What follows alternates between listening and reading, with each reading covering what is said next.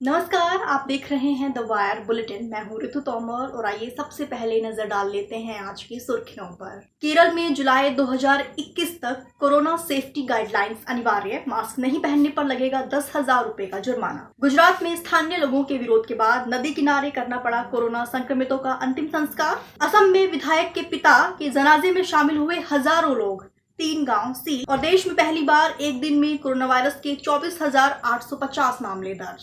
और अब खबरें विस्तार से। देश भर में जारी कोरोना वायरस संकट के बीच केरल की सरकार ने राज्य के लोगों के लिए कोरोना से बचाव के लिए जारी सुरक्षा निर्देशों का जो पालन है वो अगले 1 साल तक के लिए अनिवार्य कर दिया है।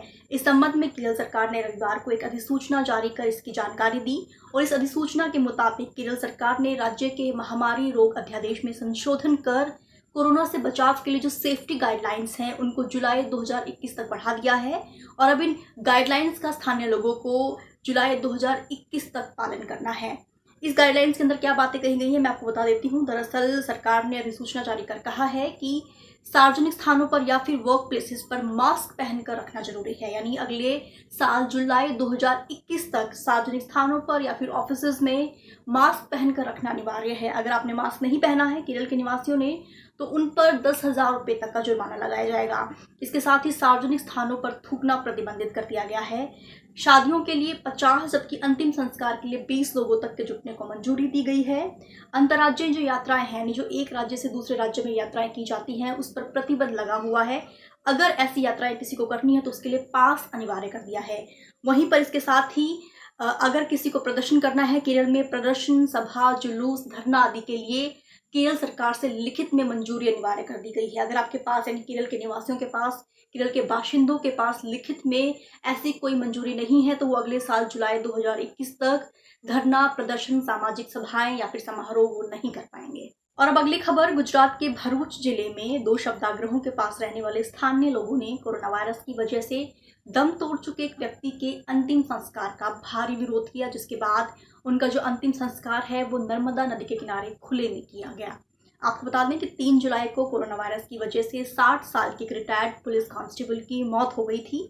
लेकिन अंकलेश्वर और भरूच के आसपास की जो कॉलोनीज है और वहां पर जो रहने वाले लोग हैं उन्होंने उनके अंतिम संस्कार का भारी विरोध किया। इन स्थानीय लोगों का कहना था कि इससे हो सकता है कि कोरोना वायरस फैल जाए, इसलिए उन्होंने इस डर से इस अंतिम संस्कार का विरोध किया। इसके बाद पुलिस ने, जिला प्रशासन ने लगातार इन स्थानीय लोगों को मनाने की कोशिश की, लेकिन ये स्थानीय लोग टस से मस नहीं हुए और इस बीच एक और व्यक्ति की कोरोना वायरस से मौत हो गई। इस बार 2 शव थे, लेकिन दोनों ही शवों के अंतिम संस्कार के लिए जो स्थानीय लोग थे भरूच और अंकलेश्वर के आसपास के इलाकों के, वो तैयार नहीं हो पाए, जिसके बाद जिला प्रशासन का कहना है कि उन्होंने नर्मदा नदी के किनारे खुले में इनका अंतिम संस्कार किया। पुलिस का साफ तौर पर कहना है कि बेहद दुर्भाग्यपूर्ण है कि इस संकट की घड़ी में भी इन स्थानीय लोगों ने मानवता नहीं दिखाई है। आपको बता दें कि पुलिस का ये भी कहना है कि पुलिस ने अभी तक विरोध कर रहे इन स्थानीय लोगों के खिलाफ किसी तरह का कोई मामला दर्ज नहीं किया है। और अब अगली खबर। असम के नगांव जिले में एक धार्मिक उपदेशक और मौजूदा विधायक के पिता के जनाजे में हजारों की संख्या में लोग इकट्ठा हुए। इस बीच कोरोना संक्रमण फैलने के डर से प्रशासन ने 3 गांवों को सील कर दिया। दरअसल 2 जुलाई की दोपहर अखिल भारतीय जमीयत उलेमा और आमिर शरीयत के उपाध्यक्ष खैरुल इस्लाम को अंतिम विदाई दी गई थी।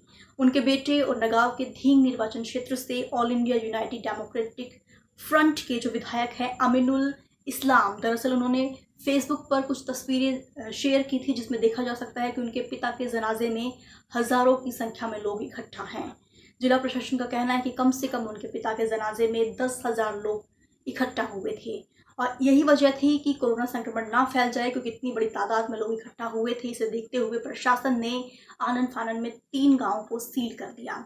2 मामले अब तक दर्ज किए जा चुके हैं, जिसमें से एक पुलिस द्वारा जबकि एक मजिस्ट्रेट द्वारा दर्ज किया जा चुका है।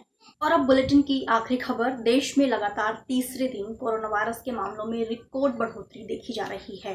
बीते 24 घंटों में देश में कोरोना वायरस के 24,850 नए मामले सामने आए हैं, जिसके बाद देश में कुल मामलों की जो संख्या है वो बढ़कर 6,73,000 से ज्यादा हो गई है।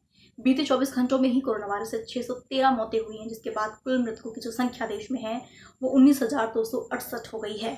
अब अगर दुनिया भर की बात करें तो दुनिया भर में कोरोना वायरस से 1,12,00,000 से ज़्यादा मामले अब तक सामने आ चुके हैं, जबकि 5,31,000 से ज़्यादा दुनिया भर में कोरोना वायरस की वजह से मौतें हो चुकी हैं। अब अगर बात करें अमेरिका की, तो अमेरिका में कोरोना वायरस से 1,29,000 से ज़्यादा मौतें हो चुकी हैं, जबकि वहाँ पर कोरोना वायरस के 28 लाख से ज़्यादा मामले सामने आ चुके हैं। अब अगर रुख करें ब्राज़ील का, तो ब्राज़ील में कोरोना वायरस के जो मामले हैं वो 15 लाख से ज़्यादा बताए जा रहे हैं, जबकि वहाँ पर जो मृतकों की संख्या है वो 64,000 से ज़्यादा है। अब अगर रशिया की बात करें, तो रशिया में कोरोना वायरस से 10,000 से ज़्यादा लोगों की मौत हो चुकी है, जबकि वहाँ पर कोरोना वायरस के जो मामले हैं वो 6 लाख से ज़्यादा बताए जा रहे हैं। ब्रिटेन में 2 लाख से ज़्यादा मामले सामने आ चुके हैं अब तक, और वहाँ पर मृतकों की जो संख्या है वो 44,000 से ज़्यादा बताई जा रही है। अब अगर बात करें स्पेन की, तो स्पेन में कोरोना वायरस के 2 लाख से ज़्यादा मामले अब तक सामने आ चुके हैं, जबकि स्पेन में कोरोना वायरस से जो मरने वालों की संख्या है वो 28,000 से ज़्यादा बताई जा रही है। आज बुलेटिन में सिर्फ इतना ही। देश दुनिया की तमाम खबरों के लिए आप द वायर की हिंदी, अंग्रेजी, उर्दू और मराठी वेबसाइट से जुड़े रहें। तब तक के लिए शुक्रिया, नमस्कार। द वायर के और वीडियोस देखने के लिए सब्सक्राइब करें और बेल आइकन पर क्लिक करें। स्वतंत्र पत्रकारिता की आर्थिक मदद करने के लिए डिस्क्रिप्शन में दिए गए लिंक पर जाएं और